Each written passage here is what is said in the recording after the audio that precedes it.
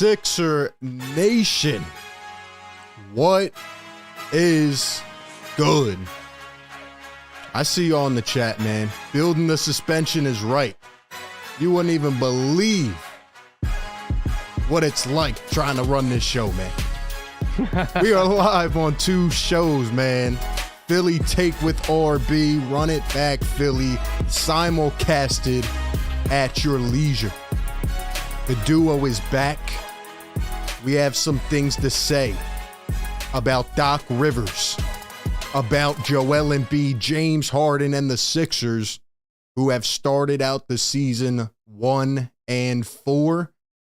It's been a tumultuous start for a team with tons of expectations, and we are going to break it all down, man. Hit the like button right now for the grind, man. I mean, we just spent 20 minutes trying to get the technicalities worked out.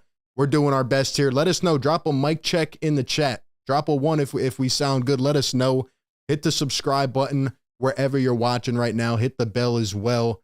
Once again, Philly Take with RB, Run It Back Philly. I'm RB. That's DJ Eastwood.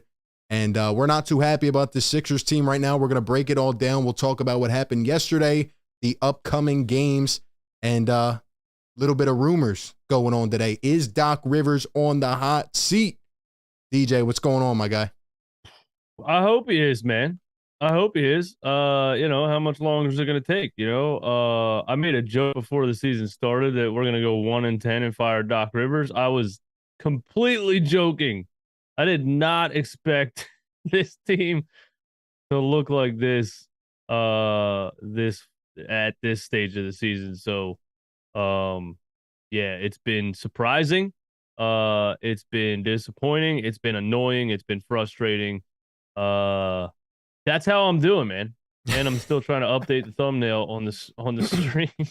If you guys don't know what's going on, the reason it took us so long, by the way, is because we set up an entire live stream where, again, we're simulcasting here on two different channels. So wherever you're watching, hit the like button. And we started the stream using a software, and it creates an entire new stream. So the one that we set up is still scheduled and ready to go, but it just started a completely new one. We had a bunch of people waiting in there. They're probably still in the waiting room. They are. There's probably 26 people waiting. They're probably still in the waiting room. Meanwhile, we're live, man. We're live. So again, hit that like button, push this content around. But getting on topic, man, like you said, I'm frustrated. I don't know what's going on with this team. And really, I haven't had a chance to even talk or think about this all day. So I'm ready to rant. We'll start off with yesterday. I was thinking about doing one of my typical breakdown shows, going through, looking at film. I don't want to do that. The last couple games, with the exception of the Indiana Pacers game, the film should be burned. Okay. I mean, I have not seen something so disgraceful by this team, and especially with their expectations. Yesterday they come out, and how many times did I see a backdoor cut lead to an easy layup? How many times did I see a wide open three?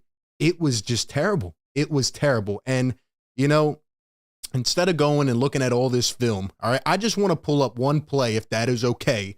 I just want to go through one play. Just one play that, to me, defines not only the game yesterday, but the entire season thus far. Okay, and I want to hear your thoughts on this. Because this is just absolutely disgraceful in my opinion. Okay, so I found this video on Twitter. Shout out to Tiago, PHL, puts this up. 17 seconds of a Doc Rivers-led offense. So I want to talk about this right now. All right, let's just go through and watch this play. It's 17 seconds. And let's watch what happens. So you have James Harden up top. You have Tyrese Maxey, who's going to set the initial screen. Joel Embiid is over there just, beyond the perimeter by 5 feet. Doesn't really know what he's doing, okay? So James Harden on Fred VanVleet, by the way. He's going to dish it off to Maxey. Now look at the placement of the Sixers. Look at where everybody's at. Maxey, now guarded by Siakam. Can you stop 1 second? How much time is on the shot clock right there? I can't see it. Can you see that? I can't see it either. I specifically remember this. They ran a little bit of a guard screen at the top, and James got a switch. Van Vliet came over, and he gave it back to Maxey with Siakam on him, which we're talking about Doc Rivers' offense, but I don't understand why James didn't want to take Van Vliet one-on-one right there. I was so mad about this. And anyway, here's my issue. Look at where Joel Embiid is standing at. look at where Joel is standing at. We've had this happen too many times. But anyway, Maxey has it.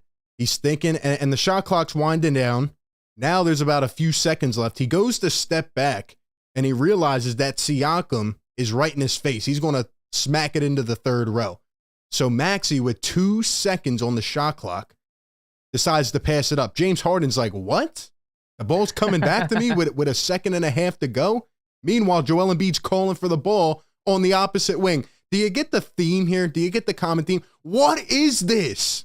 What is going on this play? How is this the offense that you have created with Tyrese Maxey, James Harden, and Joel Embiid, along with guys who can hopefully knock down shots like Tobias Harris and Melton was on the floor, but even PJ Tucker. My point, and what I've been stressing, DJ, for the first 5 games of this season, this team has absolutely no identity. I'm at the point where I think Doc Rivers just says, go out there, throw it against the wall, and see if it sticks. I'm being serious. I do not see an identity. How does this happen? And James Harden just has to flail it up.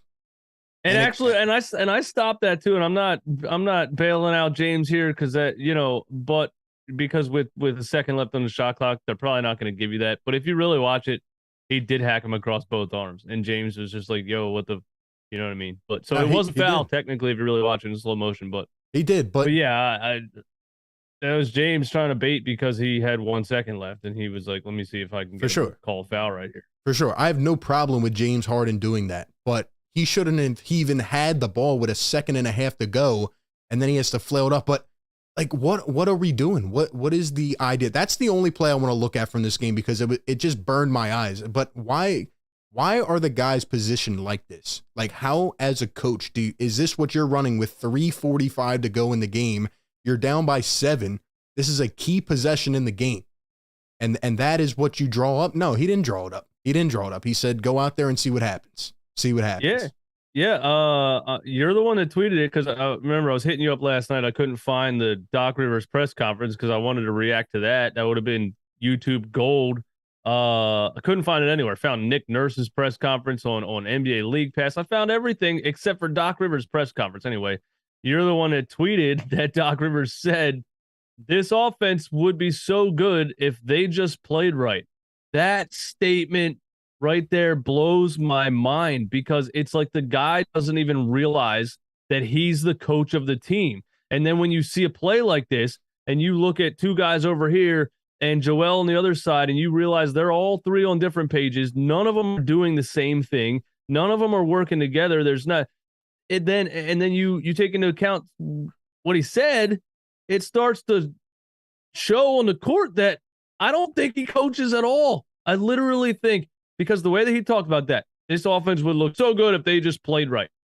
So he just puts the ball on the court and says, go play. Yeah. And then he's like, oh, they're not playing right. Well, it's your job to get them to play right. It's unbelievable. What? It's unbelievable. Yeah, here's the quote. I literally tweeted out because I couldn't believe it upon first hearing of it. Quote, it could be such a better offense if we just played right. How do you say that? How do you say that as a coach? I mean, this team is 1-4 after 5 games. I don't think we ever thought they would be 1-3, 1-4, right? And they come out, and it's not even the fact that we've lost 4 games. It's how we have lost the games. You lose to the tanking Spurs. You come out, you lose to the shorthanded Bucks. Yeah, the Celtics put up a good fight, and so did we, but we still probably had that game potentially in hand as well. And then we go ahead and we lose to the Toronto Raptors, who, by the way, are not nearly as talented as the Philadelphia 76ers. But the fact of the matter is they play basketball the right way. They're in every spot at the right time. I said this last night on my show. It like playing the Raptors feels like you're in a room with a bunch of hot air and you can't breathe. They're always up on you. They bring doubles. You have nowhere to go. And we take the pressure. And this is a team we just beat last year in the playoffs, and they came out. And of course, Doc Rivers in the post-game presser says, oh, well, they had a bunch of motivation because we beat them in the playoffs. Come on, man. We're the better team. We're the better team. He said that I'm too? frustrated. He said that too. He said a lot. I gotta find this press conference, man. That's unreal. The things that he's saying. And, the things that he said last year blew my mind. Like Brett Brown, I didn't think was a good coach. X's and O's wise, I didn't think he really knew what he was doing. I didn't really think he knew how to handle an NBA team on the floor. But he didn't get up there and say like completely asinine things in press conferences. He would get up there and say, "We weren't good tonight. I need to be better. I need to get my guys to be better." He would even say, "I challenge Ben Simmons to shoot a 3 next game," whatever. Yeah. He was like humble. This Doc Rivers thing, man. This guy's on his own mountaintop. Like this guy thinks he is the king of kings when it comes to NBA coaches, to the point where I think he thinks that players are supposed to show up and know how to play together. And it's weird, but it's coming off to me as like an honor system. Like I'm a legendary coach and players have to honor me by showing up and playing well. I'm at a loss for words with this guy, man. I thought he was crazy last year. He's taking it to a new level every single day. Every single day he's taking it to a new level. It's crazy. It really is. I don't even know what else to say about him. Yeah, it really is. Shout out to Babyface Ham with the $2 super chat. Thank you very much. Says, who would we hire when Doc Rivers gets fired? Well, that's an interesting question. You probably would promote from within if I had to guess, but you have a couple options there waiting. Right? Kind of next in line for the job. And we'll get to that in just a second. But yeah, I mean, the fact of the matter is now we start hearing whispers. So I go on Twitter midday and this is what I see. NBA Central and a bunch of other, Twitter pages putting this out. Report: Doc Rivers' future with the Philadelphia 76ers is, quote, up in the air. Now, I went and checked this out, and essentially it was Bill Simmons who, says a lot of things around the map. It's pretty much saying that there are NBA sources who have said that at this point, if the Sixers don't come out and look better, Doc Rivers might not have a future here for a lot longer. And, we are 5 games into a season. Do I think things will click better eventually? Yes, I do. Do I think these players will step up? Because make no mistake, the players don't get an excuse either. I've been seeing bad body language at points from Joel Embiid. Maxey sometimes just kind of takes it off the gas pedal. Even Harden at points, right, kind of gets way, too, I'm not going to say selfish, but really just, over aggressive with the ball, right? He just holds it for 5, 6, 7 possessions, 20 seconds into the shot clock. Now he has played well, and I'm not taking that away from him. All I'm saying is that I feel like these guys don't know their roles and they don't look as interested. And you come out in this season, you're 1-4. I mean, we're talking about not being too far away from a point where this could really go downhill. Like this ship could sink if we don't get this on the right track. And it's frustrating, man. Yeah, look, there's people that, there's someone in the chat right now. At first it was Brett Brown's fault. Now it's Doc's fault. There's certain people that don't want to, for whatever reason, don't want to blame the coach. But when you see the things that you're seeing on the court, and I said this a couple of times on my show now, but I'll say it again, when you do the process of elimination and what you keep landing on is lack of hustle, lack of effort, communication on defense. These are repetition things. These are things that other teams are good at because they worked on it over and over and over and over and over again. They knew what guy was supposed to slide where when the offense shows what look with this guy cutting backdoor and so. We saw this so many times in 4 games where somebody cuts backdoor, somebody thinks they're supposed to be watching the ball or something, and then nobody knows where the guy went. Just wide open backdoor cuts. And there goes my camera. Man, we're doing great so far with the technology today. Loving it, man. We'll be back in a minute. We should be back. There we go. In 4 games, you've seen so many backdoor cuts, so much miscommunication on defense. And to me, that's repetition, and that happens in practice. I don't think this team practices. I don't know what they do in practice. It doesn't seem like they work on things in repetition to perfect them. It just seems like they go through drills, they do shooting drills, they do the normal NBA drills, whatever it is, and then they say, all right, game's on Tuesday night, see you there. And they show up and they're completely out of sync and slow, like decision-making, communication, reaction time. It's just, but anyway, all of those things, effort, communication, all those things come back to coaching. How are we How are some people refusing to blame the coach for these things? You can blame the players all you want.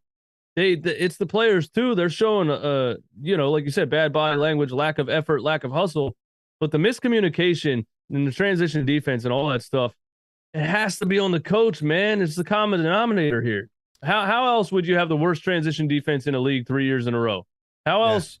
Like it's insane. You have the worst transition defense right now in the NBA by a large margin. They said on StatMuse or something. So it's not even close right now. There's just so much I can say right now.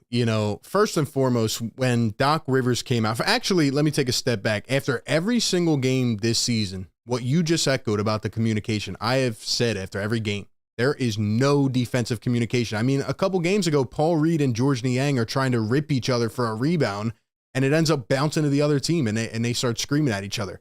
How did those things happen with a professional team that has expectations? I will never know. But when Doc Rivers came out after the second game of the year against the Milwaukee Bucks, and he said, we are not ready to win, that really, really rubbed me the wrong way. And I'm starting to see it. We're not ready to win because what did we do all off season? This was the off season where you finally have a chance to bring the guys together, get that chemistry going, establish a foundation, and create an identity. And what did you do all off season? We saw you magnified on the NBA highlighted practice and training camp. It looked like you were talking. Honestly, I don't think they were. Were. How do you come out after a second game of the year and say, we're not ready to win? And even last night, he said, we can't sneak out wins until we're playing the right way. I mean, we are the better team. And another thing that's really getting on my nerves is what's going on with the guys that we got? We don't have enough talent. Yes, we do. DJ just said it. When you go year after year after year, we're talking about a team that was inches away from the Eastern Conference Finals multiple times, and that was with a guy who would not play the offensive side of the game. And now you go and you address the needs that we obviously had in the playoffs. The way we're playing right now is the way we ended off last season. We looked like we didn't care. We just flopped on our home floor, and you went out and got better. You added more pieces. You added the dog type of players. And here's how I know it's the coach. There is absolutely no way PJ Tucker looks like this. There is no way he looks like this. I watched him last year in Miami. I watched him in Houston. He's not this bad. What is going on right now? It has to be a philosophy thing, because how come all the players we get and bring to Philadelphia just lose their talent all of a sudden? It can't be every single guy.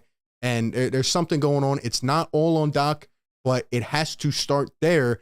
But when you set the tone that, we're not ready to win, then I can see that energy, that attitude reflecting upon the play right now. And it's as clear as day to me. And if you don't come out better, well, something might have to happen. Yeah, when he says we're not ready to win, that's crazy, because not only the NBA TV mic'd up practice BS, that was like now that I think about it, that was like a VH1 reality show. Like, cool, hey guys, it was probably completely staged from behind the camera. Hey, you're gonna walk up and say this to the guys, and I'm the more I see this, the more I'm not buying anything that happened in that practice. I think there was more movement on offense in that practice on NBA TV than we've seen on the court in the NBA so far. I want to know what the heck you guys did in North Carolina or South Carolina. Like they also blew that up in the offseason. They also made sure the media knew the Sixers are going to South Carolina for training camp, and we're I don't know what that. Like, did you play basketball down there, or did you go fishing? Like, it did, chemistry, but we need you to build chemistry like with a basketball on a basketball court. I don't know if you guys just went out to dinner and then went fishing and then hung out in nightclubs. Yeah, that's chemistry, like as far as personal relationships, but we need you to, play basketball better. So I don't know what they did in South Carolina. They came back, the season starts, and he says, we're not ready to win. It's absolutely ridiculous. You're seeing teams that just added brand new players. The New York Knicks are 3-1. The Cleveland Cavaliers don't look this bad. There's plenty of teams that added new players that look ready to win, and this team doesn't. And I don't know what they did all off season. I don't know what they do in practice. They're 1-4. And then speaking of the roster too, We added things that we thought we needed to add. Daryl Morey added things that he thought he needed to add. I know, some people say that he added the has-been Houston Rockets, or he added a more older, slower players. That's why we keep getting out rebounded and we're bad at transition defense.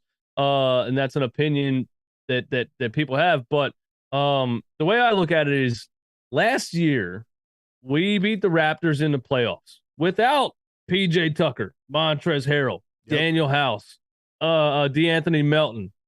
Joel Embiid got injured. We still had a chance to beat the Miami Heat with Paul Reed and Matisse Thybulle. So you added these 4 new players, and you're actually worse than you were by playing Paul Reed and Matisse Thybulle off the bench. And if I could just go ahead. And if I could just add right there on that point, and if I would have told you right before the season that we would be getting this level of James Harden, along with all that, along with the additions, and you told me we're 1-4, I mean, I just couldn't believe that. Like, maybe we didn't need to add anything. Maybe we just needed James Harden to get back into shape, Tyrese Maxey to their step, and Joel Embiid to be healthy. And maybe, honestly, the bench was just fine because you had youth and athleticism coming off the bench. Now you gave Doc Rivers older, slower players, and what does he do? He doesn't line them up against the guys he was playing last year and say, who's better in this matchup? He says, Montrezl Harrell has played longer in the NBA. He's in the game first. He says, PJ Tucker's played longer in the NBA. He's playing for 40 straight minutes. I don't care what he looks like on the court. It's I don't know. I'm starting to think, I went down game by game in the Toronto series from last year's playoffs. Paul Reed played 10 minutes a game. He had all of the backup center minutes. Matisse Thybulle, we say what we say about his shooting, about what he does on the offensive side of the floor, how he hinders the offense. He played 15 minutes a game when he was available in that series, and we won every game that he played in. So you're trying to match youth and athleticism with youth and athleticism. Doc Rivers just went up against the Raptors last night, that same young athletic team, and said, I'm bringing George Niang and Montrezl Harrell off the bench first. I'm leaving. I don't know what. Listen, I know Matisse has his struggle shooting the ball, but I didn't expect the guy to not play a second yet in the season. Yeah, especially when you needed to stop. But I think what you're alluding to right there, without really saying it, is, we're essentially, all of us have to feel like we are making almost an excuse for why Doc Rivers is doing certain things. Yeah, we could have kept the same benches last year. Maybe with another coach, they're getting more out of them. We go and add different players. We shouldn't say, oh, well, maybe, like if Paul Reed got minutes, or if Matisse Thybulle got minutes, or if we add DeAnthony Melton this offseason and he's playing well, it doesn't matter who it is. And that's what me and you are both trying to say up here, is like, it doesn't matter who is here. It's the same result. How come last year we had stretches of games where we're just lethargic, where Joel has to drop 40 to go out and beat the Magic on a Monday night? Like, I don't understand how these things keep happening. And that's my main takeaway from the first 5 games. I'm not mad that we lost the games. I'm mad that we keep losing the same exact way. It doesn't change, and it is frustrating. And if I'm Daryl Morey right now, and I go out and get these pieces, and I get James, and I dump the Ben Simmons drama, and I put these contracts and this roster in a much more optimal position moving forward. And I really feel, and everybody's kind of emphasizing that this is, the championship hope type of year. This is the year we get over the hump, and we come out looking like this with no energy after all the hype. I mean, I got to be furious. I have to be absolutely furious, and something needs to happen, man. Yeah, I agree. And shout out to Aaron Cat with the $5 super chat. I don't know if you can see that on your end. He said we have a 6'5" guard who can we have a 6'5" guard who can defend and shoot and pass a little bit, named Shake Milton. Did he die? Did he blank Doc's wife? Where was he? Yeah. So, I understand DeAnthony Melton, playing DeAnthony Melton. I like DeAnthony Melton, but I don't think that means Shake Milton should get 0 minutes, especially the beginning of the season. This is where we're supposed to be experimenting. I want to go back to the Spurs game because it's actually funny to me that a coach that Doc Rivers compared himself to last season, in a snarky little comment that he made when he asked the reporter, would you ask Greg Popovich that question? And the reporter replied and said, yes, I would. But he put himself on the level of Greg Popovich. And then game 3, Greg Popovich with nobody but, I don't even remember the guys' names, Kerryon Johnson, and something Vassell Devin Vassell, beats yeah. Doc Rivers. Took a team of nobodies and whooped up on Doc Rivers' $300 million team. He's like, there might have been something in Greg Popovich's back pocket there. You know what I mean? Oh, you compare yourself to me. Let me show you something real quick. I can take guys you never heard of and beat you because I'm a better coach than you. So that was interesting to me. And also, I think we're both saying that he's not getting the best out of, no matter what lineup he goes with, he's not getting the best out of these players. And you said it, how do these players come to our team and suddenly they look like they lose their talent? I think we underestimate what coaching is in the NBA as far as player performance, putting players in the right positions, understanding how to get the most out of each player based on their skill sets and their potential. And I can always go back to a Paul George quote. You know, Paul George in LA, he said, Doc Rivers was trying to use me like JJ Redick, and I'm more of a ball screen ISO guy. So even Paul George, incredibly talented triple threat scorer, felt like he was being used wrong in Doc Rivers' offense. So we can start to point to that too. I'm starting to think with a different mindset and a different energy, you will see different things from the same exact roster. Yeah, and it continues to show itself year after year. Also, shout out to Duncan with the $5 super chat. Says, you're the man, RB, but he really thanks to the poor Doc's fault. I'm not really sure what that means, but we're up here just saying the same thing, man. I mean, it's frustrating to see these results to come out of a season like this with all this hope and expectation. And, you know, I don't want to go through the whole box score last night, but let me just say this, all right? And while I'm doing this, let us know in the chat, all right? Is Doc on the hot seat? Should he be on the hot seat already 5 games into a season? Let us know, because we're going to talk about that. But if I said to you, DJ, last night, without knowing any context, that Tyrese Maxey, James Harden, and Joel Embiid would combine for 80 against the Toronto Raptors, you would most likely think we won that game. You most likely would think we won that game, but no, we lost by 10, and it was more than that. I mean, we got dominated, and in the fourth quarter, we bring it back a little bit, and then we throw up a couple deep heaves, and the game's over. Like, again, no identity on either side of the ball. And just one thing I wanted to say about the defensive side, because we were talking about it earlier. I'm really tired of seeing Joel drop back and drop coverage. And really all the Raptors did all night was just pick us apart in the little pick and roll and shoot 10-foot mid-ranges. That's what they did all night. And anytime that happens, another man tries to cheat over, and, you know, Fred VanVleet, OG Anunoby, they just find the wide open shooter in the corner. I've seen that play recycled about 10 to 20 to 30 times every single game. If I can see that, if you can see that, if we can see that, do you not watch film? Do you not go back and watch the game? I've seen it many, many times. And then when Joel does decide to come up, finally, they hit him with a backdoor cut and somebody gets beat, you know, they're sleepwalking. But really, I just want to say, I don't understand how the same things continue to happen every single game with no adjustment. Yeah, the only explanation I can come up with is he doesn't go back and watch film with the team or anything like that, because, again, exactly what he said in the press conference, his team needs to play better.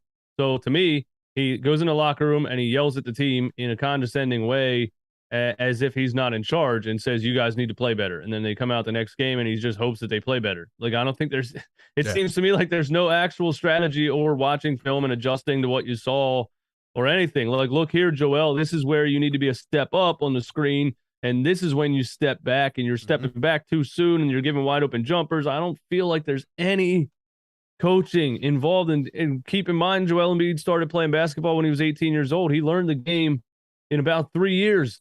He's not a master of basketball. He's really not. He's an incredibly naturally talented, rare, you know, species of human being, but he still needs to be taught things when it comes to basketball.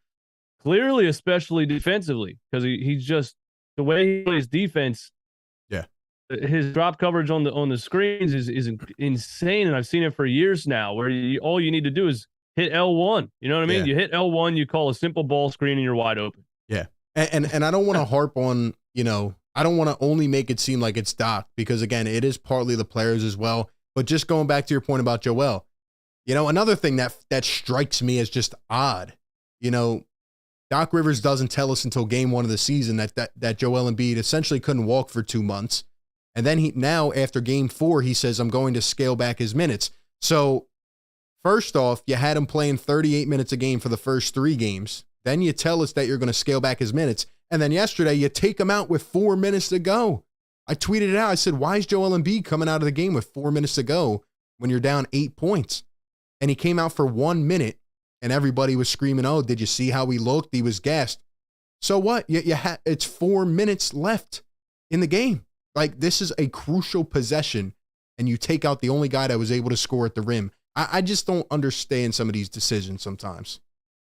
Yeah, I saw you say that, and I actually didn't remember seeing that happen. Maybe I was too busy like doing a 360 in my living room, screaming about the end of the game, because I didn't actually notice him come out for 1 minute with 4 minutes left, and that is weird. What would actually be the reason for that? I remember a couple games ago when Doc took somebody out on a specific like possession with 30 seconds left and put Matisse Thybulle in the game for 10 seconds to try to get a steal or something, but. What would actually be the reason for taking Joel Embiid out for 1 minute with 4 minutes left? I completely don't understand that either. And the plantar fasciitis thing, somebody's lying. Somebody's lying. This is a classic standing in a room. You know, the teacher's standing in the room with 4 school children. 4 of them are saying 4 different things. You know, somebody in this room is lying. Yeah. There's no way you fed us this all off season. Then you show up, you look completely out of shape, you look completely tired and worn down, and we're all confused. And then you come out and say, oh, yeah, by the way, he had this all off season, so he couldn't work out. Why wouldn't you tell us that so then the fans would, there's conspiracies on that, too, that you wanted to feed the fans his championship hopes so you could sell a bunch of season tickets before the season starts. Yeah. There could be business decisions behind things like that, too. So I don't know, but that somebody's lying about that because that's ridiculous. Come out 2 games later and then say it, and now you're going to scale his minutes back when the first game of the season he had a 36% usage rating. If you knew he was out of shape and had a plantar fasciitis all off season, would you give him a 40% usage rate in the first game? Nothing makes any sense. It doesn't make sense. And shout out to everybody in the chat, man. Once again, we're live on Philly Take with RB, running back Philly. We're simulcasting right now. Hit the like button wherever you're watching. Help us, grow this and push this content around. Really, the best way we can put it is that we are very confused after 5 games of the year. I don't even know, like, obviously I'm pissed off, I'm frustrated, but I'm also very confused on how this is the product so far. Shout out to Kenny Smith with the $5 super chat. He says, Doc is just stuck in his ways. He'll never change. The sooner Morey realizes it and fires him, the better the team will be. And that's really the next topic I want to get into. But before I do that, I want to shout out to Joel Ramos. He came into my show last night when I was just flipping out. And he said something that really resonated with me. He said, Daryl Morey went out and got a lot of quality players this offseason, but instead of bringing the dog culture to Philadelphia, they adapted to the culture that was already here. And I've been thinking about that today, and, it makes so much sense. And that's really why these other guys come in here. They adapt to what is happening here, because I said all offseason, if you've been following my videos, I said, now that we have these dogs, we have this mentality, right? This toughness.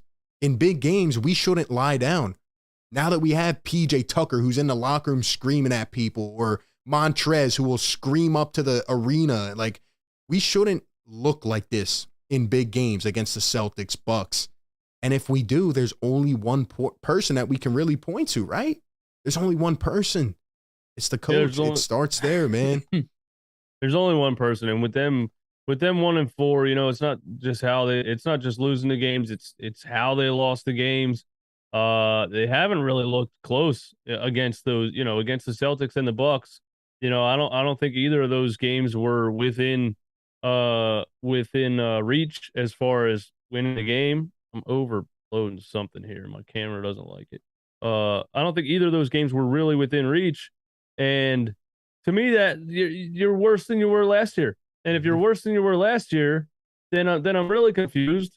I just don't get it. How do you look worse than you did last year? I feel like last year when we were healthy, we felt like we could compete with anybody, especially in the regular season. Mm-hmm. And the way that they look right now at 1-4, the way that they've been losing these games, it doesn't look to me like they can beat anybody Yeah. that's competent. It looks to me like they're going to lose to Toronto tomorrow night. They're going to lose to Chicago on Saturday night, and they might beat the Wizards on Monday. But even that, Kyle Kuzma might drop 50 on them. Mm-hmm. And I think that's where Sixers fans are kind of wondering right now. And that's what I've been thinking about as well. And I would love to hear your take on it. You know, when you look at the timeline, I guess, obviously it's very early into a season.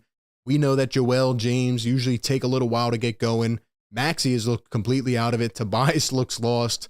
We could go down the roster. But if you're looking at this team right now, like, how far is the limit before you think the ship could sink? Like, if it was up to you, when do you start really looking at this like, oh man, we need to make a change? Like, objectively speaking, is it now? Is it after 10 more games, 20 more games, All-Star break?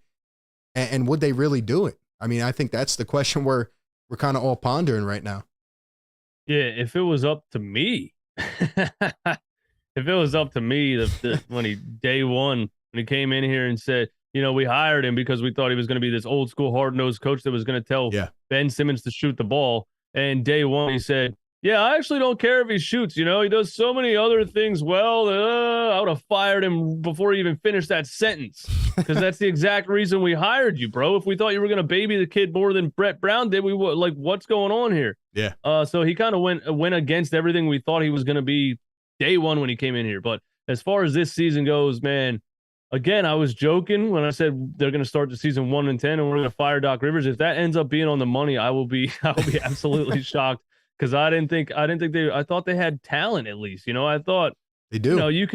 You can overcome lackluster, predictable, poor coaching with enough talent.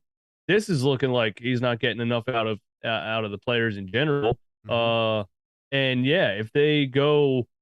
Say they're 1 and say they beat the Wizards on Monday. I didn't look at the rest of the roster. Say they're 3-8. Yeah. This is supposed to be a championship level team. Daryl Morey did everything he did this offseason. We're win now mode. If it's looking like, hey, this isn't looking like a championship level team, then you got to do it sooner than later. I think. I really think if you start the season 2-9. 3-10, whatever, that could definitely be the end of Doc Rivers in Philly. But another topic, I don't know if you had this on the agenda, we owe the guy $24 million. Mm-hmm. And Josh Harris is not exactly a basketball fan. Josh Harris doesn't exactly care if a team actually wins or not. Josh Harris is an investor, just like any sports owner. Their goal is to sell hope to the fans. Their goal is to have a team that's good enough that all the fans buy in so they can raise the jersey sales, raise the ticket prices, make a profit, and move on to the next season. Why would they care if they actually get a trophy out of it? So when you look at that $24 million, is Josh Harris, it has to be a money thing for him to get fired. Josh Harris and the team has to look at and say, our sales are about to tank when everybody stops buying jerseys and stops coming to the arena. So is it worth getting rid of that $24 million to do this? That's what has to balance here. He's not just going to cut $24 million because he thinks he's a bad coach, because I don't think he knows what a bad coach is in the first place. Yeah, I'd have to agree with you. I personally believe that looking at this Sixers team, I was going to give it, 20, 25 games, but after the first 2 games, I've been saying the Sixers have had an easy stretch. 8 games that they should realistically win about 6 or 7 of them. Right now, I'm not confident that they can win any of them. And the next 4 games read as the following: the Raptors again, the Wizards, and the New York Knicks. Then we go and play, I think it's Phoenix and then Atlanta. Bulls on Saturday. Oh, you're right. You're right. Raptors, Bulls, Wizards. Raptors, Bulls, Wizards, and the Knicks. So that's the next 5 games. In my personal opinion, if you come out of those 5 games and you lose 3 of them, you lose 4 of them, and it looks the same way, guys don't look interested, they're letting up easy shots, layups, I would not be surprised at all if we saw some type of shakeup. Not going to say exactly what it is. Maybe it's a Doc Rivers firing. I don't know. You need to get this on the right track quickly. You cannot start a season like this. And, everybody's been talking about the Phillies, right? Doc Rivers is to Joe Girardi what Sam Cassell is to Rob Thompson, right? Maybe you need a spark. Maybe you need someone that's just going to ignite that new fuse, because right now, these players don't look like they believe in what Doc is preaching. They don't look like they believe in themselves. They look old, slow. They look like they're done and they're hill. They're on the bottom of the hill. When in fact, this should be where we're at the peak. This is supposed to be the year. And I think if you end up going 2-8, 2-9, if you end up losing these games, I don't know how far you can take it before you could say, oh yeah, we can come back from that. I don't know. It's a mentality thing. And we just have a lot of issues right now. It's frustrating. Yeah, because the way that they're losing these games, that's what, if there's people that think we're being pessimistic, or there's still people that come in my comments like, it's only been 5 games, chill out. I'm like, no, it's been 40 years. Mm-hmm. But it's the way they're losing these games, and that's why now we're looking at this schedule saying, can we even beat these teams? Because we're losing games based off of hustle and effort, and getting beat in transition, getting out rebounded. And do you randomly see that changing? Like, I'm seeing so many bad things from players defensively that just and like you said, body language. I've even seen Tyrese Maxey do it, and that starts to scare me. Like there's an infection now in the team that's like seeping into our young prized possession Tyrese Maxey, who lets somebody cut back door and then hangs his head, throws his hands up, and walks off the court. I'm like, I don't like any of this. Yeah. But yeah, that's why we're looking at this schedule and saying that, because like, can you, do you randomly see the hustle and the effort changing?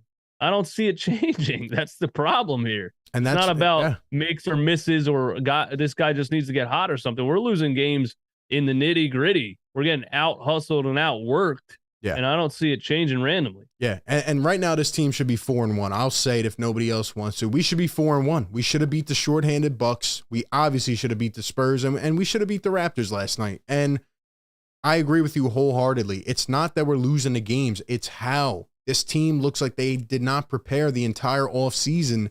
And that is just not, that's not responsible enough. That's not acceptable enough. That just can't happen. That, like, I don't know how many times we can just chalk it up and say, oh, we'll click it together, we'll get better. Yeah, I think Joel's going to get in shape. Yeah, I think Maxey's going to find it for a stretch of games. But where is the long-term development, and where is us getting to our goal?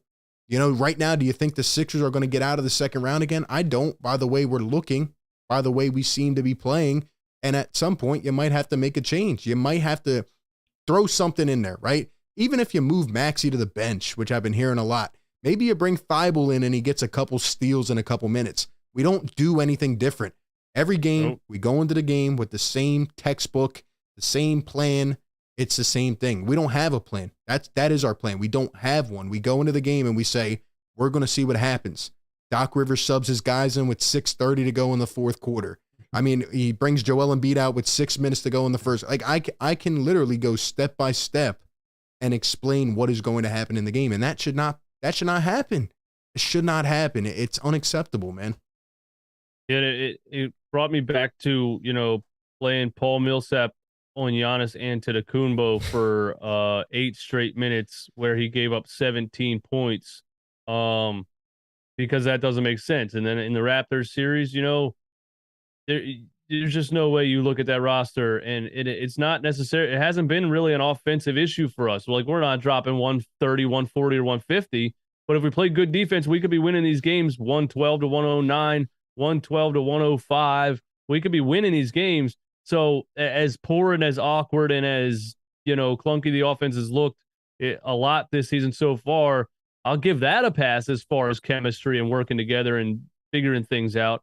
It's the defensive side of the ball. And then when you see the Toronto Raptors, you as a coach, you don't say, my first substitution is going to be defenders to try to, match the athleticism. Your first substitutions are George Niang and Montrezl Harrell against the Toronto Raptors. That's insane to me. Yeah. That's absolutely insane to me. I love George Niang. I think he's a great guy. He hits when he makes threes, he's valuable, but come on, defensively, like, he stands as much of a chance as I do against Pascal Siakam and Scotty Barnes and OG Anunoby and Precious Achiuwa and Chris Boucher. And how many 6'11" athletes do they have that can jump from the foul line? But yeah, I don't know, man. Like, you had to go Matisse Thybulle, Paul Reed to me there. But Doc's, like you said, he has it on paper. This is what guys going to play, and I'm going to do that. Well, it's funny. It's funny. The last thing we'll say about Doc, I saw a quote a little while ago, a couple hours ago, and it was from Austin Krell, and he was pretty much just speaking on what Doc Rivers said last night because they kind of asked him, I guess. I didn't hear I turned it off. I couldn't hear anymore. But they asked him about Paul Reed and Montrez. Like, why are you going to Paul Reed for 3 minutes a game and then Trez for 4 minutes?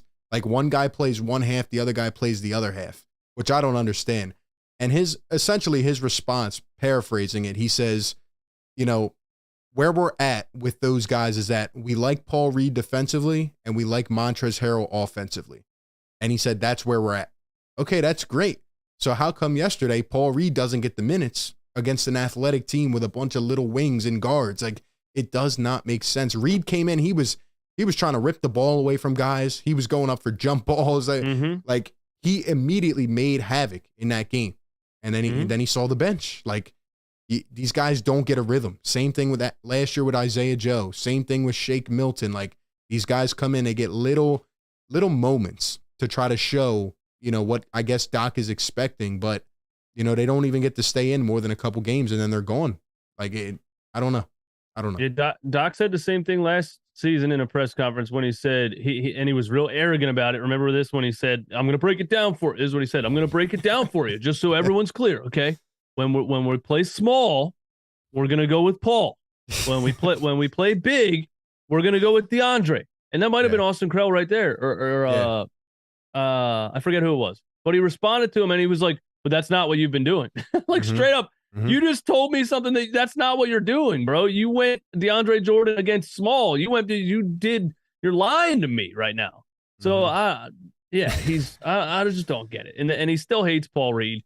I'll never understand it. It, like the Paul Reed victory tour comments, he just doesn't want the kid to play. I don't understand it. His ego is overtaking all of his decision making. He wants to be right more than he wants to actually make the best decision for the team. It's crazy right now. Yeah. Shout out to Duncan with the $5 super chat. This was from a little while ago. Not really sure what that means either, but appreciate the super chat. Shout out to everybody in here, though. Hit that like button. We got Mr. 89 with a $5 super chat. He says, if we developed Reed, Bassey, Springer, and Joe, we would not look so old. Doc's influence transcends beyond what's on the court, and it's sad and scary.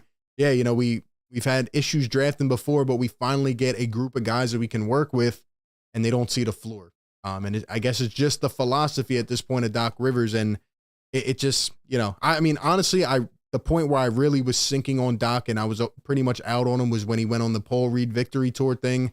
I just thought that was inexcusable at that point in time. It is. And, it is. You know, I was willing to give it a shot given the fact that our roster is this good now. And again, I really don't care what anybody says. Like, we are better as a roster up and down from last year. People wanted athleticism, right? Didn't we get younger? Didn't we get DeAnthony Melton? We got Danny Green out of here. Then don't we have Paul Reed? We gave Bassey a shot. That didn't work out. But you went in there and you addressed certain needs, right? And we just look even worse. And we look even worse. And I don't, you know, at this point, I'm struggling to really come to grips with, are we going to click? Is it going to get going? Or are we just this bad and we need to shake things up? That's where my head's at. And I really don't know the answer. Yeah. When he said that Paul Reed victory tour thing, that's like unacceptable for a coach to like be condescending towards a young player who just had a great performance in the playoffs, if I'm not mistaken. I just, you know, like, why would you be angry that the player that everyone's been telling you to play had a good game? You should be like, oh, you know, you guys were right. But he won't do that. That's so like on paper narcissistic. That's so to a T narcissistic. He's so angry that you're wrong that you don't even want to admit that this player had a good game and should continue to play. And that was last year. And here we are again. And I think the guy's delusional, man. I really do. I think he's stuck in his own haze. I think he's not hearing or seeing anything. And he doesn't believe anyone else knows what they're doing or what they're talking about. Yeah. It's a recipe for disaster, and you're seeing it right now. Yeah. And honestly, this is just us. It's almost a therapeutic way of just like trying to get through these games. I mean, we have a long season to go. Like, we haven't even started yet, essentially. And you know, we're already feeling this way. It's not a good thing to have. But I want to ask you about, you know, Joel Embiid, James Harden. You know, there's a lot of talk about these guys, Maxey not getting incorporated. You know, how do you feel about the offense? Like, how much blame does Joel have so far for the way, I guess, maybe he's not in shape or the way he, you know, isn't attacking? I can't stand seeing him on the perimeter for half the game. I don't know why we continue to do that. And I feel like he's trying to channel that last year's MVP energy. But when you have James Harden, who needs a certain amount of touches, when you need Maxey to have a certain amount of touches, you know, you got to dominate, man. And he's had mismatches so far, and I don't feel like he's taken a, you know, full advantage of them. I think surprisingly in the Toronto game, I saw more offensive creativity and strategy, at least in the first half of the game, that I've seen in the other 3 games. I think, you know, the first game of the season was the same old, get Joel in the block, force him the ball, wait for the defense to double team him, still try to get it to him, and then hopefully he can pass out of a double team. So I think him playing on the perimeter is more them trying to pick up the pace. And they were dead last in the NBA in pace through the first 3 games of the season. So I guess you're trying to have quicker plays, run the ball more from the top with Harden off of screens. I saw a lot of plays for Joel where Harden comes around a screen at the top and Joel's moving on the block instead of just him backing a man down. So I don't know. I think they're trying to get creative and play the game quicker. But yeah, I would still like to see Joel Embiid, you know, in the paint more and less on the perimeter, especially in the fourth quarter. There was a play last night. Was it last night? It feels like a long time ago already. I've been so mad about this team, but last night, the Raptors game. Last night. There was a play in the fourth quarter where James dribbles over and like hands the ball to Joel, like 5 feet outside the 3-point line, and then Joel turns and looks at Maxey, and I'm like, this is a designed play with our center 5 feet away from the 3-point line, almost a half court. Why is he out there? Why is that a play that we're running? What is this? That's was some of the most that's some of the things I was ranting about Brett Brown for so long, that he was doing all these, you know, JJ Redick, Joel Embiid dribble handoffs 10 feet outside the 3-point line, and then when you got to the playoffs against the Toronto Raptors, that equals a turnover almost every single time. And that happened last night. I was like, why is Joel out there handling the ball? Oh, look, double team turnover. Yeah. It's like predictable at this point. Yeah. So in that case, you know, and in my personal opinion, I don't know if you agree or not, but I feel like we should be running more pick and rolls, not only with Harden and Embiid, but also Maxey and Embiid. I feel like we have different combinations, different things we can do. I really don't know what Maxey's role is, which is why I'm almost starting to believe with the take that we need to move him to the second unit to maximize him, because he's kind of just standing out there on the wing by himself. You know, he gets the ball sometimes.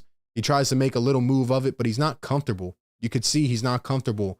Our starters are not comfortable with each other. Tobias is trying to buy into that shooter's role. He doesn't look comfortable.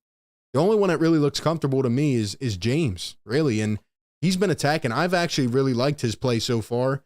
You know, I think he's been efficient for the most part. There are things I don't like, but I feel like he can at least beat guys off the dribble now. And I feel like this was our biggest question going into the year. What would he look like?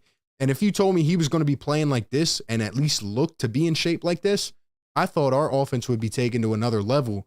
But in fact, maybe we have an issue of we have too many ball handlers. Maybe we don't have, you know, enough complementary pieces around him. What do you think about that?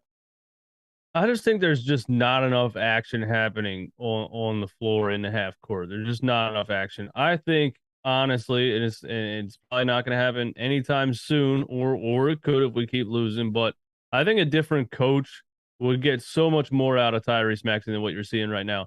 I saw one play last night that I liked, and then I didn't see it again the rest of the game, where James dribbles over to Maxey, does like a dribble handoff screen, and then Joel's right behind James, setting a second screen right behind him. So Maxey's coming off the dribble handoff screen and another screen and getting downhill. If you get Maxey's defenders that have to switch twice as he's running toward the basket, it's gonna be a positive result every single time. And I didn't see it again the rest of the game.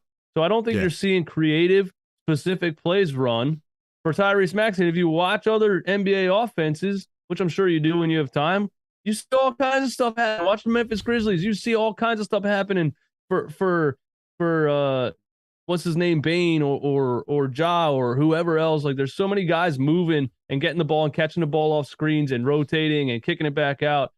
there's no movement in this offense at all. It's wild. And that's why you see Maxey just standing out there. It looks like he has nothing to do because he literally has nothing to do. He's like it's like an employee that was hired and wasn't given a job description. Like, here, fix the company. I don't know. Go make me more money. And they're like, well, what am I supposed to do? Do you want me to? I don't know. Just go work.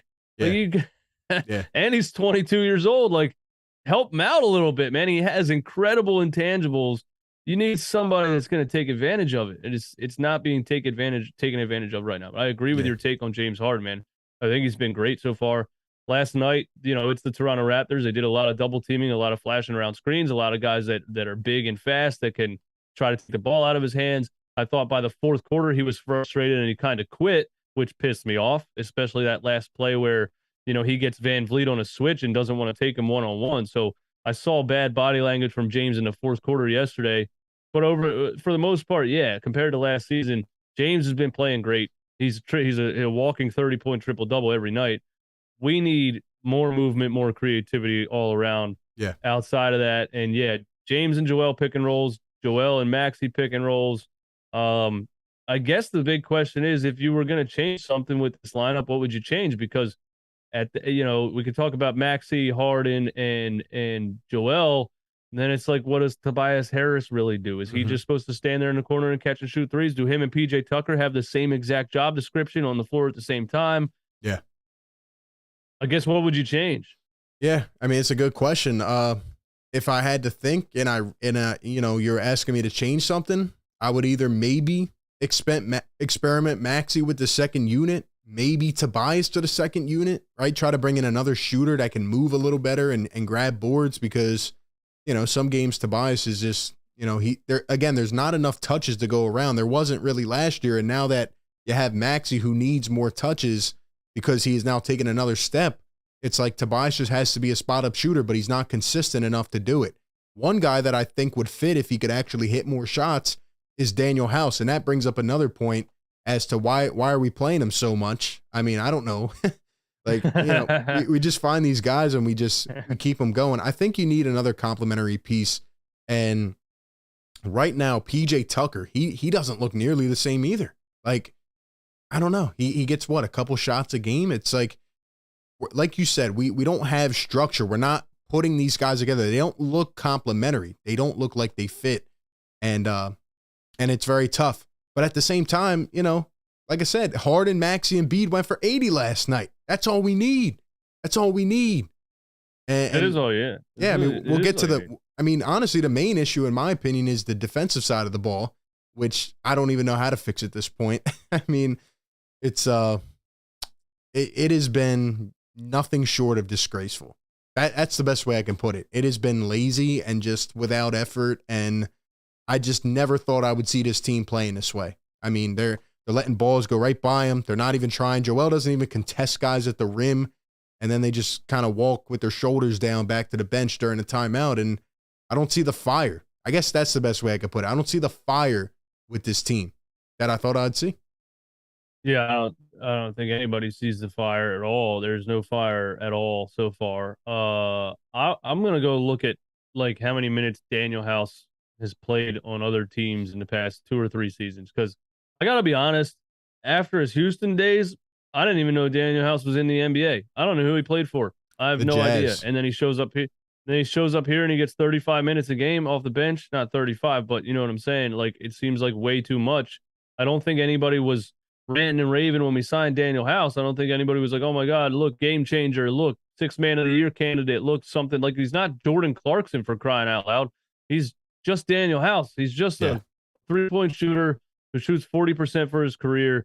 And he was in the spotlight when James Harden was dropping 60-point triple doubles in Houston. He was catching the ball and shooting it from the corner. Yeah. It's just, that's a random player for Doc Rivers to just be like, all right, Daniel House is 20 minutes off the bench. I agree with that. I don't know what I would change. I think, you need more rebounding. I know with Joel playing the style of play that he plays, I think your 4 should probably be more of an athletic hustle rebounder type of player. Joel, especially how he's playing now with his, coming back from the plantar fasciitis that nobody knew about, and not contesting anybody at the rim. You add Tobias Harris, who is allergic to hustling and rebounding. Not he's been picking it up, the end of last season. He's trying. It's just not in his DNA. Nobody looks at Tobias Harris and says that's a dog that's going to out rebound you or dive on the floor or anything like that. And PJ Tucker, I know he is the hustle guy, but he's 6'5". Who can even rebound in the starting lineup? Realistically, who's even the hustle rebounder, like athletic guy, really in the starting lineup? And I knew we beat the Pacers. I was joking when I put the sunglasses on and said we're in the win column, but I knew when we played the Raptors, everything was going to come back full circle because that's a team that's going to test your athleticism, and we don't look like we have any. Defensively, we don't have any hustle and athleticism right now. And shout out to John Gabbana in the chat. He had a great comment talking about Matisse Thybulle, saying, he was reported to have shocked everyone before the year. You remember all the talk, the hype, all the hype in the training camp week. Oh man, Matisse Thybulle was the hardest worker this offseason. He was in the gym the most. So those words came directly from Doc Rivers and Daryl Morey at Media Day. Yet he hasn't played. He played all 5 minutes in 5 games. Have they asked Doc Rivers in the press conference yet? Why aren't you playing Matisse Thybulle? I don't know. I don't believe so. But they need to put me in the press room. Yeah. I don't get it. Like, how do you have these players and they don't even see the floor? Especially with Matisse Thybulle, the way you talked him up, to me, it almost feels like a trade scenario. Like they're trying to build his value up, but then again, you don't put him on the floor, so how's he supposed to build his value up even more? You're telling me Matisse Thybulle had all off season again to work on his jump shot, and he's still this bad where he cannot even hold a defense accountable. So that's what? 1 off season, 2 off seasons, 3 off seasons. When do we look in the mirror at the player development staff? When do we look at these guys like, why is he not getting better? That's the only thing you need to work on. And now we're in another season and it's the same result? I mean, that's unacceptable for a team that wants to build from within and win a championship. I don't get it, man. Yeah, Matisse had a preseason game where he shot 3 for 5 from 3. The first one was an air ball, second one barely touched the rim, but then he swished 3 in a row. So it still looked totally random and inconsistent. You never know. When he shoots it, it might be an air ball, it might make it. But he still was 3 for 5 at the end of the game. Why would you not try to build off that at the beginning of the season, get his confidence up, experiment in the first 10 games of the season and try to see if he can be a part of the rotation? How do you start the season then and just say, nah, you know what, Matisse, 3 for 5 in a preseason game. You look like you might have some potential in that 3-point shot. We're not going to play you at all, actually, this season. So, yeah, I don't know. I don't get it. I don't know how, Doc hasn't been berated more in these press conferences. What did he do to you? What did Shake Milton do to you? Man, I wish there was more we could say, but it just nothing really makes sense right now. I feel like we've been saying the same things for the first 5 games. This play on the screen is unbelievable. Yeah. I mean, this is the epitome of the season so far, in my opinion. Like, I don't even want to look at all the defensive miscues and the lack of communication and all that stuff. I mean, we're not clicking. Player development. At what point does Daryl Morey get upset? Is Daryl Morey sitting back there smiling right now? Like, you drafted Paul Reed. He's not getting on the floor. You drafted Isaiah Joe. He's gone. You drafted Charles Bassey. He's gone. You drafted Jaden Springer. He's not developing. Yeah. What player has this organization developed? What young player? And Tyrese Maxey was supposed to be a top 10 pick. He dropped in the draft because he shot 29% from 3 at Kentucky. But Tyrese Maxey was a stud in college. He had all the potential in the world. I don't really think that counts as a player that was like, what like late first, second round player has this team developed? What player came out of the draft and looked at a C NBA level and got raised to a B by this organization? I don't know any. Korkmaz was a first round pick. Good Lord. Isaiah Joe's gone. Charles Bassey's gone. And by the way, Dan Burke took over for 4 games last season. You got 12 rebounds and 5 blocks in a game from Charles Bassey, who's no longer on the team. You got 18 points from Isaiah Joe in a game and 11 points the next night off the bench. That's 29 points in 2 nights from Isaiah Joe off the bench in NBA games. He's not on the team anymore. Mm-hmm. I don't know. Yeah. And by the way, when Dan Burke came in last year, the Sixers did not lose a game, by the way. I mean, their energy was off the charts. I don't know. I don't know what it's going to take.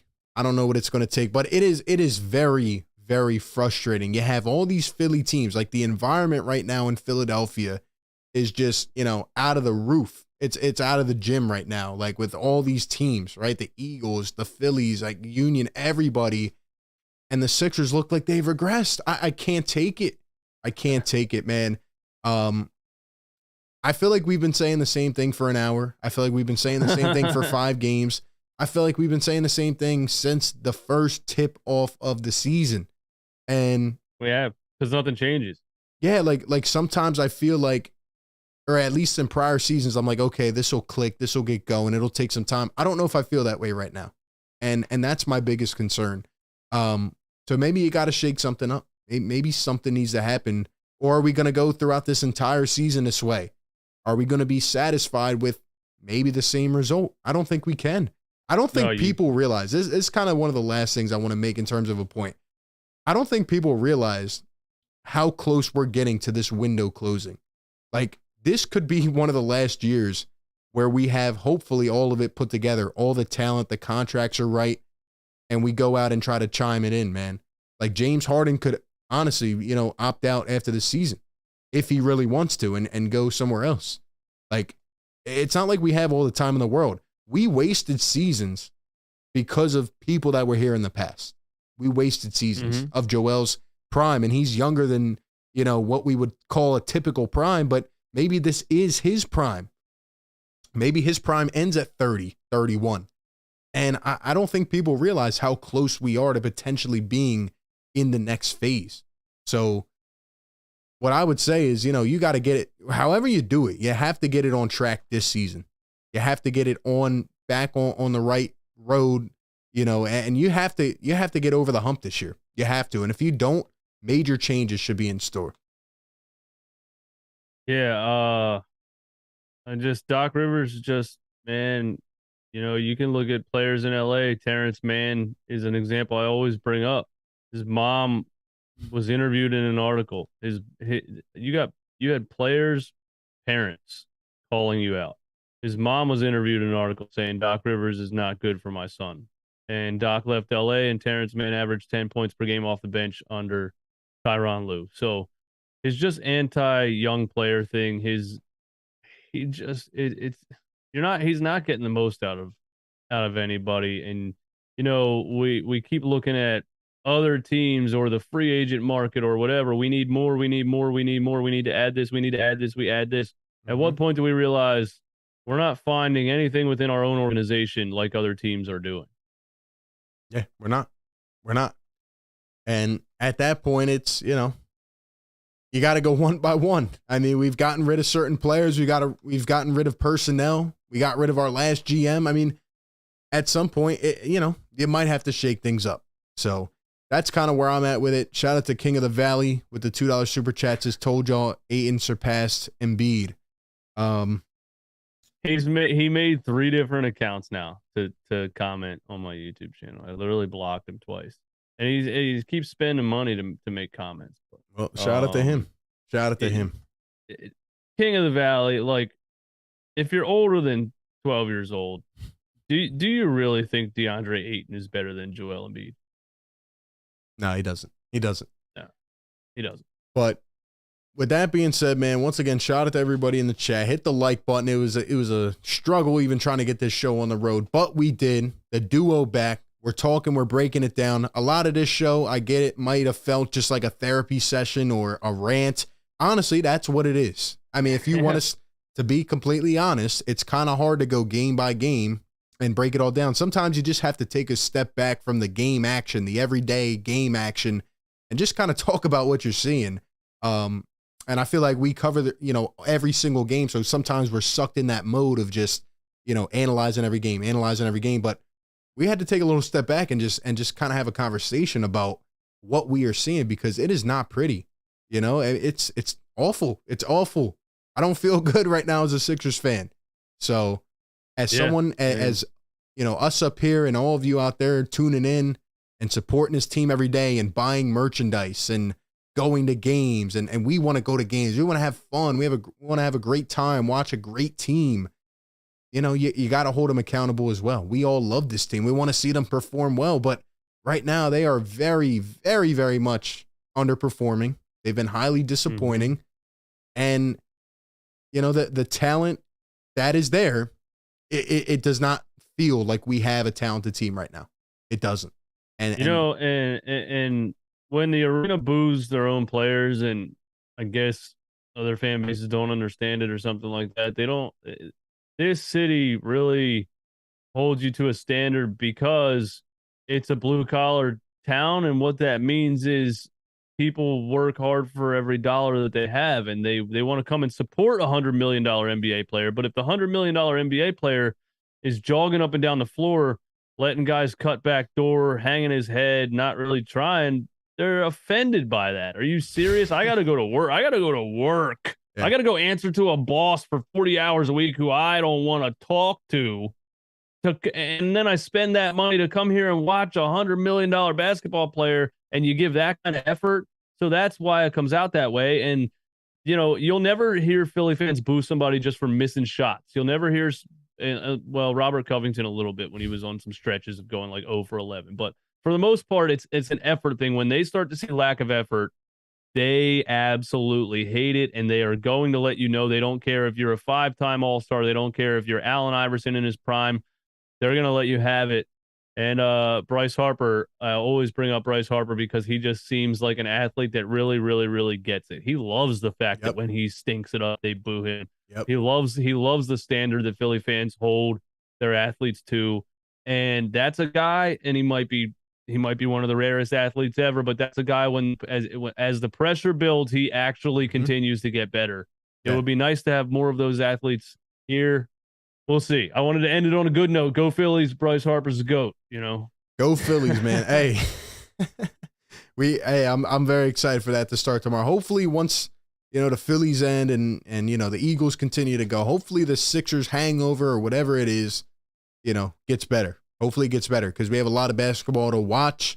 Yeah, man. Appreciate you, you know, coming on to collab. As always, you know, we're going to keep pumping the content. And that's the beauty of this, man.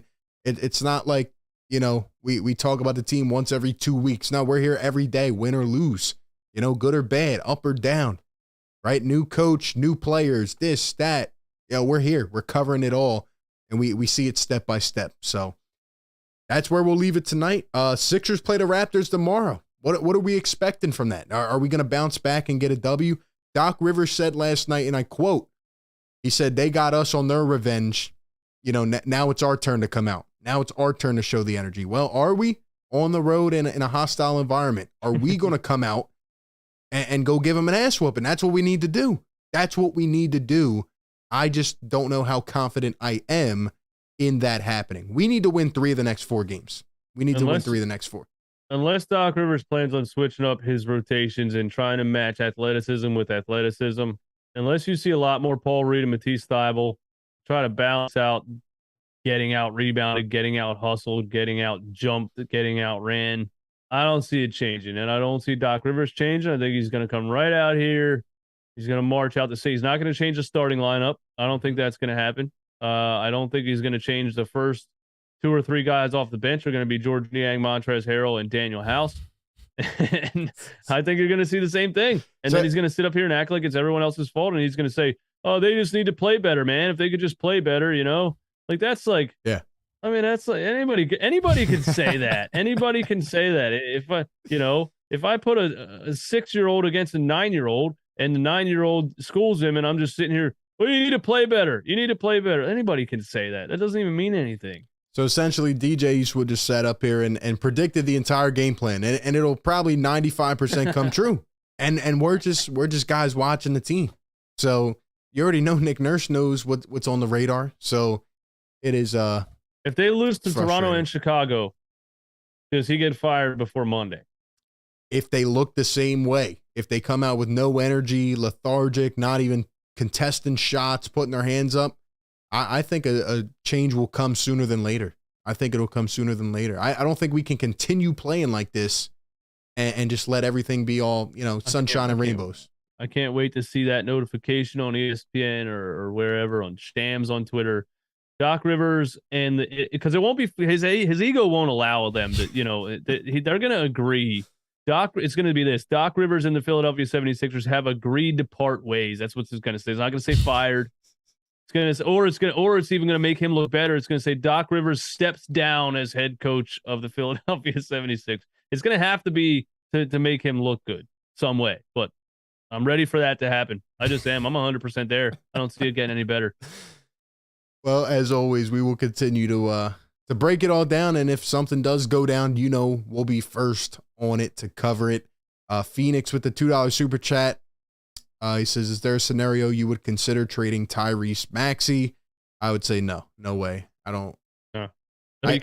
You can't now because, like you just said, this window is closing. You need something after this window is closed. If James, even if James signs another 2 years or something, and Joel plays until he's, I don't know, he's in his prime until he's 32 or whatever, even if it takes 5-6 years, after that, you still have Tyrese Maxey at 27, 28 years old, entering his prime. So, no, you have to keep Tyrese Maxey. Agreed. And fitness information with the $2 super chat says Doc Rivers is a black Brett Brown. Well, I got to give Brett credit because Brett is the only coach to ever challenge Ben Simmons. And I never thought I'd be saying that at this point in time. Steve Nash lets him do, what he wants. I mean, we were still right about the Brooklyn Nets. I mean, even if the Sixers looked as bad, easy. We were still easy money. Yeah, I mean, everybody's sending me a video of Ben airballing a 2-foot layup. I mean, it doesn't change. It doesn't change. The Brooklyn Nets were easy money. No defense, no depth. They traded away all their depth for James Harden, who ended up here, and then they had to panic move and get Ben Simmons in a trade, and he's not bringing anything to your team right now. And somebody posted a reel of like his rookie highlights, and it's actually blowing my mind how bad he is right now, how much he's regressed. He looks bigger, slower. He's completely avoiding the rim.